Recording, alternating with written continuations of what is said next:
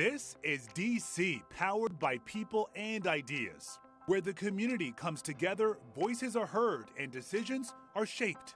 So I want to start by saying, welcome home. Connecting you to what matters and to each other. How you doing? What's the tea? I'm Lorenzo Hall, and this is the DC Beat.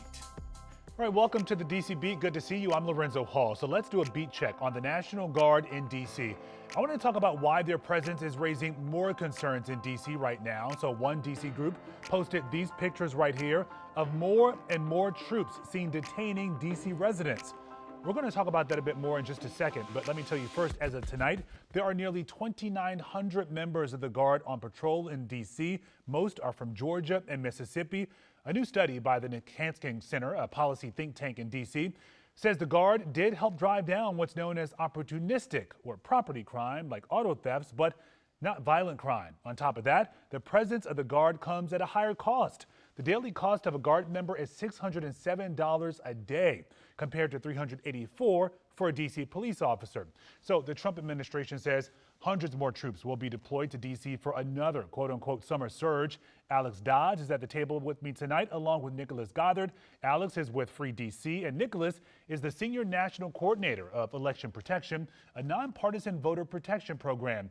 They're concerned about the presence of the Guard and federal law enforcement officers during D.C.'s primary election. Alex, Nicholas, thank you for being here at the table. Okay, clearly we have a lot to talk about right now. We've talked about the presence of the National Guard. We had this federal surge, even more so than what we've seen before, taking place over the summer. Alex, starting with you and Free DC, as we go into these summer months, we have a primary election day in less than 2 weeks. What are your big concerns right now? Yeah, DC's heading into a huge season. We have a really big election on the horizon with the June primaries.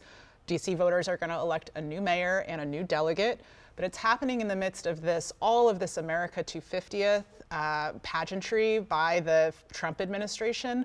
And we know that as part of that and as part of their sort of work all over the country to escalate law enforcement in multiple communities, they have announced that they want to send in more troops, both more National Guard members and more federal law enforcement agencies to DC. I think we're seeing that as a real danger to DC communities. These agents have, as we've seen all over the country, from Minneapolis to Seattle, federal law enforcement agents are abusing people's rights and hurting people, taking families away from one another, and just causing a lot of very concerning behavior and rights violations. And DC needs to have an election in the middle of that. We want to make sure that every voter in the district is able to vote safely and is able to exercise our right to vote in this June primary and again in November in the general election.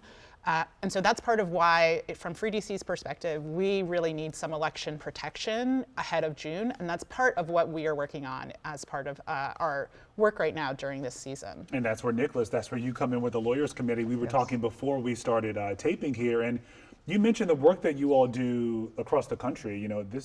We've seen this work in other places, but this year you're concerned about DC. Absolutely. So, historically, the Lawyers Committee's election protection work has spanned all 50 states in DC, but we have previously concentrated more on the Deep South and other states with deep histories of voter suppression, voter intimidation, and violations of voter rights. Obviously, the landscape is changing all across the country with the Calais decision, a number of other changes to voting districts and voting laws. But here in DC, you have the unique environment where there are National Guard, an increase of federal presence across the district that could interfere potentially with the tasks of voters as they seek to make their voices heard at polling locations across the district. We've already seen the ways in which they've interfered in the daily life of district residents, and I think heading into the June primary, we're hyper vigilant in making sure that we're standing up for the rights of every DC voter to be able to have their voice heard and their vote cast this June and this November. Yeah, so talking about the work of the National Guard and these federal law enforcement officers, I think over the last almost a year now, a lot of the focus has been on these federal agents, but now with this increase of National Guard members, we're starting to see more and more of these troops. And also there's been some concern about some of their activity. I know Free DC posted a few posts of interactions that these Guard members have had with some of our neighbors. And that's a bit of a change from what we've seen before. Yeah, let me make sure that everyone knows that 2 weeks ago, the U.S. Attorney for D.C., Jeanine Pirro, said that they want to send in double the number of National Guard agents that D.C. currently has, up from 2,500 to 5,000. They also want to send in more federal troops. We know from research that the National Guard have not meaningfully reduced crime in the district. New research just came out this morning, actually, that's showing that crime in DC was already trending down when the occupation, the federal occupation, started last August. All of the research shows that these National Guard members do not support better safety outcomes. What we are seeing, though, is those National Guard members detaining people, putting particularly young black men in handcuffs and calling the police to arrest them. And in at least one incident that we've heard of, MPD officers arrived after National Guard members put someone in handcuffs and detained them, only to find that there was no justification for that detaining. So we're beginning to see, this has all sort of just happened in the last several days, that we are increasingly seeing National Guard members detaining people, even though they don't have the right to make an actual official arrest. So, you know, I think for many months, folks have been uncertain about exactly what these National Guard members are doing here. But I think we are increasingly worried about their presence, and it's clearly, research shows us, not at all related to our safety. It is, though, very much connected to this regime and the Trump administration's increasing interest in staying in power, which we have seen them sort of do, like Nick was saying, through the voter suppression steps that they are taking all over the country. Yeah, and Nicholas, how big of an impact does this have? Obviously, with the presence of the National Guard, they've been sort of idle, helping with beautification projects during most of their time here. But the energy is starting to shift a bit. So I take it that will have a different impact on voters as they're heading to the polls on Election Day. Absolutely. Historically, election protection was started following the 2000 election by a number of civil rights and voter contact organizations to make sure that every voter was able to access the ballot box free of barrier. And for us in our work, something as little or as large as a police officer being parked outside a polling location has enough of a chilling effect on voters, particularly immigrant voters, voters of color across the country, to choose not to vote in that election. And so you see that maximized with the presence of National Guard, of more weapons at polling locations potentially, of voters being afraid of potential immigration action at polling location, being wrongfully detained, things like that. And so we want every voter to know that they have options to vote, that they can vote by mail in DC without any sort of excuse. They can vote early leading up to the primary. They can drop off their ballot at a drop box anywhere across the district. And we want them to feel safe and comfortable. And a key part of that is the election protection hotline that we have run for over 25 years in collaboration with a number of national civil rights and legal partners. 866-RVOTE, 866-687-8683, is staffed by live trained volunteers. You're able to get one-on-one assistance if you have questions or if you see problems at the polls, if you're denied the right to vote for any reason, if you can't get to the polls for any reason, or if you just need someone to walk through the voting process with you. And so, that's part of a big push for us heading into primary season, because historically we have not run election protection programming alongside local partners in DC, is making sure that voters are aware of the election protection hotline, which also offers assistance through language line partners in Spanish, Arabic, and a number of Asian languages to make sure that every voter is able to seek recourse and information leading into primary day. Yeah. This conversation says a lot about current times and where we are.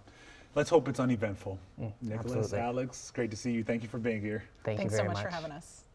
All right, so we know a lot of people are still sounding off about the youth curfew, including Mayor Bowser. She says she is greatly disappointed.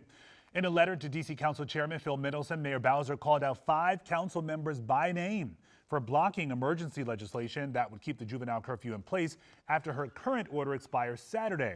The mayor says the move creates a public safety gap and vows to continue using existing authority to address crime. Mayor Bowser also weighed in on legislation that would provide additional relief to former River East at Grandview homeowners. That involves families on Talbot Street in Southeast DC whose homes were deemed unlivable because of what you see right here. In her letter, Bowser urged the council to vote against the measure, but they didn't listen. It passed its second reading today. Mayor Bowser says the district has already provided nearly $15 million in assistance, including help with mortgages, rent, moving costs, and down payments on new homes. I want to talk about this a bit more, though, with council member and candidate for DC Delegate Robert White, who Mayor Bowser called out in that letter. Robert, it's good to see you. Good to be back with you. All right, so we know the mayor, you read her letter by now, I'm sure. She says she is greatly disappointed as it relates to the youth curfew and not voting to extend that curfew legislation. What do you make of her note to the council? It was, I think, political. Like, here's the deal. The council, including myself, voted for a curfew a year ago as a temporary measure. And we said, Mayor, we need more than this because of curfew alone is not going to solve the problem. Through a year of curfew, we saw the same issue. So it proved that a curfew alone will not solve the problem. And instead of adding money to DPR, she cut it. Instead of adding money for youth mental health, she cut it. And then she came back and said, the reason we can't do anything is because the council isn't passing this curfew. It's ridiculous, it's political, and don't try to tell people that the only two options are a curfew or nothing. That's not reality. Yeah, we keep hearing from her. She says, okay, this may not be the solution, but at least it's another tool that the city can use when there are these so-called teen takeovers. So why is that a bad idea to have yet another tool in the arsenal? She's had the tool for a year. The tool hasn't worked. With the tool in place, we've continued to see these teen gatherings. Meanwhile, teens have said, we need places to gather that are safe. We haven't been responsive to that. So don't continue to tell me this is the only tool. We gave you a year to set something up. We're not going to keep giving you something that's not working and let you convince people that somehow it's going to work next year when it didn't work last year. All right, so the mayor had a lot to say to the council in this letter that she sent you guys, including about the residents of the River East at Grandview condominiums. She's urging the council not to take action here. She says essentially the city has done enough to help some of those residents. I know that you've implemented a lot. You've tried to help these residents a lot. What do you make of what the mayor is saying? Do you think that this is enough?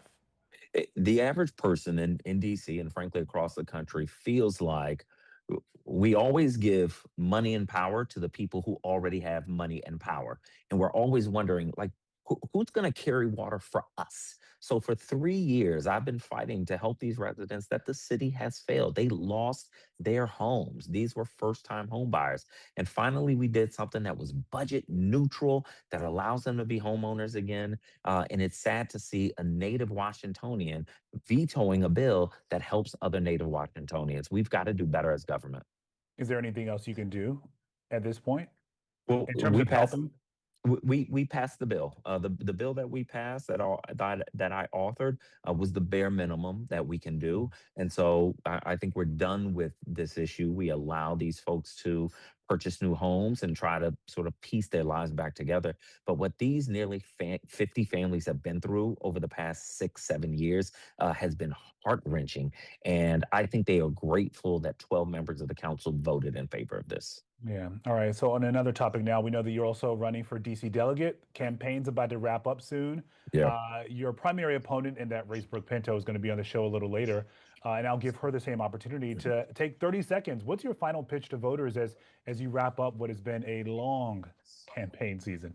Yeah, it's just what we were just talking about now. People across this country and in this city are asking, who's going to carry water for us everyday people? You always find people to carry water for millionaires and billionaires. Always find people to carry water for people who already have power. And what I continue to hear from other folks running is, we're going to carry water for those same people. What I'm saying is, I'm going to carry water for you, for the average person treading water. And this is a space I know. I worked for Delegate Norton. I grew up in the city. I've represented the entire city. And that is why we are so far ahead in the polls, because people know my work. They trust me. They know I'm going to get up there and have backbone. And I believe the other folks in the race are going to fold when we need them to stand tall. Okay. It's almost over. Yep. Robert, it's always good to see you. Thanks for coming on the beat. Thanks, Lorenzo. Appreciate you. All right, people also sounding off about Pride. City leaders kicked off Pride Month with the annual flag-raising ceremony outside the Wilson Building this week. So let's talk about this with the director of the Mayor's Office of LGBTQ Affairs, Japer Bowles. Hey, Japer, good to see you. Happy Pride. Happy Pride, Lorenzo. All right, and also happy, I guess, 20 years of the mayor's office of LGBTQ affairs. That's a big deal. Yeah. Absolutely. It is a huge, huge deal for our community, DC, and frankly, the movement. Yeah, can you talk to folks who aren't familiar about this office and why its role is so significant, especially when you talk about its place in city government? Yeah, absolutely. So, um, the office was established 20 years ago, but came from decades of advocates and community members really seeking equity and justice. They want a seat at the table. And there were other offices, the Office of Latino Affairs, the Office of Asian Pacific Islander Affairs, and the Mayor's Office of Women's Policy and Initiatives, and they showed out for their community. They showed proven results, whether that be the revitalization of Chinatown or the revitalization of Mount Pleasant. Um, and our community said we want a seat at the table. So, 20 years ago, the Wanda Austin was the first director of the office. And, it has grown to not only provide resources like grants and housing vouchers and workforce programming, but really grew out of the need and the time. So we're really proud to be where we're at. And especially like last year, we hosted World Pride 2025. I would get so many calls from so many different offices of LGBTQ affairs. New York City just started one this year. And they're like, how do you do it? How do you lead such a progressive city, such an inclusive city? And it's really great to be able to share those things, especially in some of the smaller cities that just have a new office, or even like New York City, where it's like, I was gonna say, how do we yeah. work on this trans workforce program together? Yeah, So. yeah. Yeah, so what is it? Talk to me about the significance of Pride as well. I think when people see these images, it's such a great time. There's the parade, you have the parties, but it's really about so much more. It is. It is. To me, something that really sticks out is our partners say this pretty often at the Kappa Pride Alliance. It's always a person's first pride. Yeah. And, I can remember my first pride, and just like the inclusivity and the being able to see so many people that are not only representing you, but love you and are allies for you. And I think, especially right now, just being visible and showing up, especially for our allies, some who may not feel as comfortable to show up in the way they have previously. Yeah. For them to show up and be visible means so much. I grew up in Southwest Missouri. There are LGBTQ plus people all around the world, but I just didn't see it, and there was not the visibility. And I hear it from the youth now, and I hear it from the seniors and the elder community now. The visibility is really what's getting us through. And that was part of my conversation with Japra Bowles, again, director of the mayor's office of LGBTQ affairs. So we're less than 2 weeks away from primary election day, and one candidate hoping you rank her first is Brooke Pinto, Ward 2 council member and candidate for DC Delegate. She is at the table with me tonight. Brooke Pinto, great to have you back at the table. It's like you're a frequent guest here now in the DCB. Welcome back. Thank you, Lorenzo. Always great to be with you, and I'm happy to come join you anytime. All right, so let's talk about the state of this race first. We know that you have done well in terms of fundraising. You have a lot of endorsements. You seem to be able to be in 2,000 places at once. You've managed all of that. But why isn't this race more decisive with less than 2 weeks to go? Well, it's really amazing what we are seeing out in the field. Every day I am knocking on doors, I am talking to voters, I'm having events in all 8 wards, and the momentum that we see and feel is really electric. And so we're going into these last 2 weeks feeling really hopeful, feeling really confident, and excited that the more and more voters we talk to about what our vision is for this seat, the more it's resonating and give us confidence going into Election Day. But we take nothing for granted, and we need everyone to get out and vote. Yeah, I want your take on a CityCast poll. I'm sure you've seen it. It was released 2 weeks ago. So it has your opponent, Robert White, at 38%. You're at 21%, but 29% of voters are still undecided in this race. What do you make of this? Yeah. So I think a couple of things of that poll are interesting to us. One is that Robert White's own poll that he released, several months ago or last fall, I continue to rise in those numbers, and we're seeing him continue to fall in popularity among voters. We're also seeing a large segment of the population still undecided, about a third from that CityCast poll. And really what I'm hearing from voters is I'm the only one speaking to them, speaking to them at the doors, speaking to them on the phones, speaking to them in their neighborhoods, at their Metro stop, at their grocery stores, speaking to them in the mail that we've sent out, speaking to them on our ads around how we're going to make affordable housing a reality across the District of Columbia. And it's really important to me that voters know we have really centered our campaign and our vision around what we can do to drive down costs of housing, to protect our autonomy, and to make sure that everyone in DC can be safe. And I think that's what residents want from their next congressional delegate, and know that I can deliver it. But this is our first time running a citywide race, so it was always going to be we're always going to be starting from a place of less name ID, and I feel really confident that in these last couple of weeks we've made up that delta. Now, you talk about affordability. That seems to be the centerpiece of your campaign, making sure people who live in DC can stay in DC, but also still attracting new residents. So as a non-voting delegate, how do you do that? How do you tackle affordability from the Hill?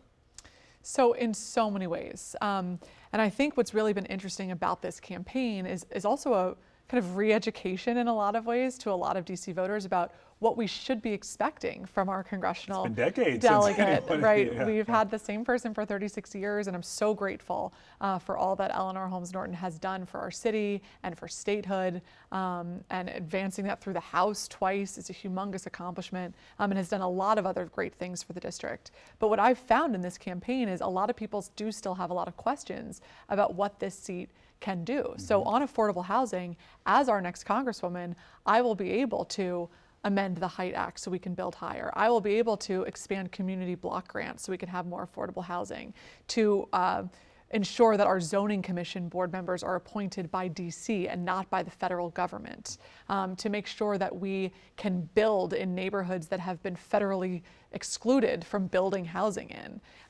There are dozens of ways that the federal tax law impacts housing in DC. One of my proposals is to make rent tax deductible on your federal taxes. Zoning changes, additional grants that we can provide. And so I am so eager to be an active member of Congress to drive forward change, to make Washington, D.C. the leader in the nation on driving down costs of building housing and making housing more affordable for our renters and our homeowners. I want to talk to you now about some of the claims made by some of your opponents, either on this show or publicly.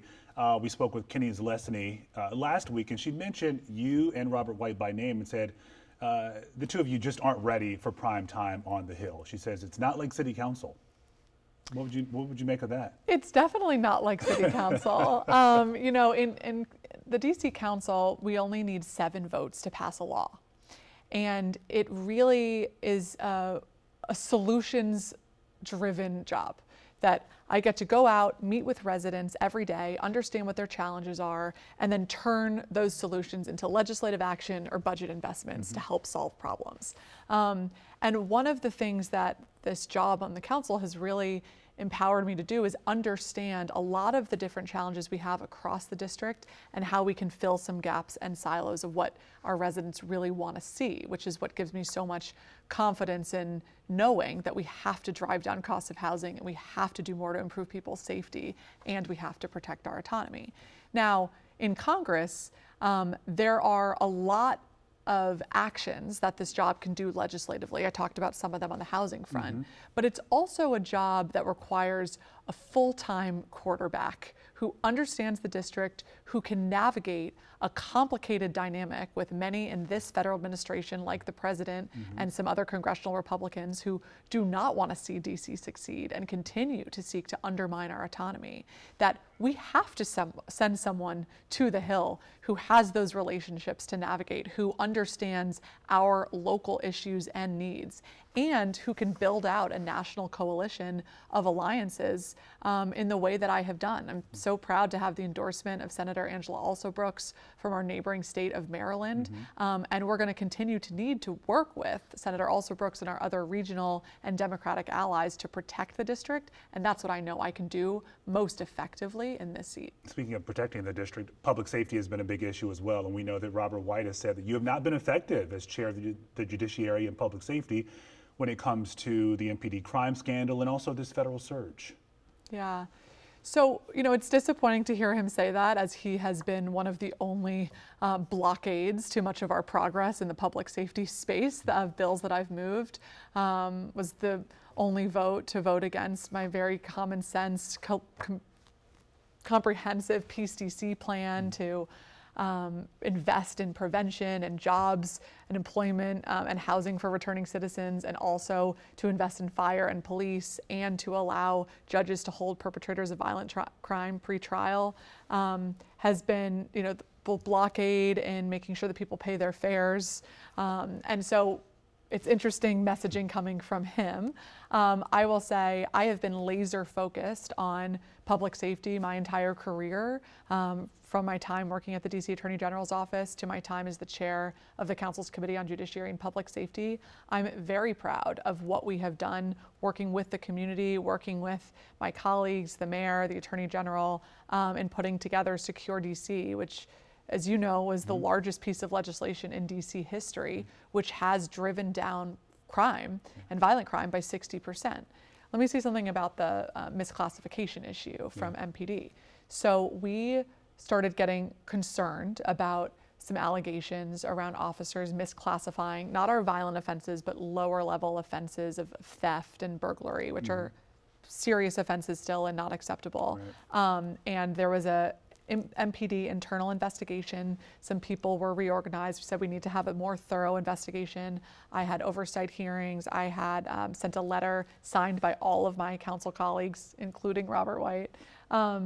And there has now been this broader investigation that resulted in a finding that 19 officers were misclassifying some low-level crime data, which is just not acceptable. We should have the best, most the police department with the most integrity in the nation, and I'm confident that we do, but we have to uphold the highest standards possible, which is why those officers are now going through the disciplinary process, many of whom will likely be terminated. And classification of crime data doesn't only matter because of accuracy and integrity, but it also matters because we need to have justice for victims of crime. It matters because deployment decisions are made based upon where crime is taking place. So I do not excuse this behavior. It is not acceptable behavior. I've met with the chief several times about updating our systems to make sure there's more layers of review and so this never happens again. And that's what our job is. We hold our agencies accountable. We do that work and we'll continue to do that work. We should do that work, though, locally. What's very problematic about what Robert White is doing to score a political point is he's using Donald Trump talking points, disparaging our 3,000 hardworking police officers who are doing the right thing every day and who are classifying crime correctly and who are putting their lives on the line to protect our city. And that I will not stand for, and that is not going to promote all of our public safety. All right, we have roughly 30 seconds left. What is your final pitch to voters? What's the final message? How do you wrap this up? I hope to have every vote possible in this election. I love our city. It's been an incredible privilege getting to serve every resident of Washington, D.C. on the D.C. Council over the last 6 years. And I hope to continue what I've done my entire career, which is help people solve their problems. And I want to be our representative on the Hill to protect our autonomy, to make sure everyone in DC can be safe, and to make sure that we can build more affordable housing across the district and drive down costs. I know we can do it. I am so eager to do this job because I see so much possibility in what we can accomplish for our city. And so I would say to voters, give me this chance. If you haven't loved every single policy or agreed with every policy I have moved on the council, that is okay. What you know you have with me is a fighter, someone who's going to win on our behalf. Let me win for the whole city. Let me secure billions of dollars from the federal government to invest in our parks and our schools and our safety. Let me do this on our behalf so we can all win. Brooke Pinto, great to see you as always. Thanks Lorenzo. Great to see you. And just like that, we are out of time. That does it for the DC Beat this week. And as you know, everyone has a seat at this table right here. Thank you for giving me some of your time. Truly the greatest gift. I'll see you back here next Wednesday.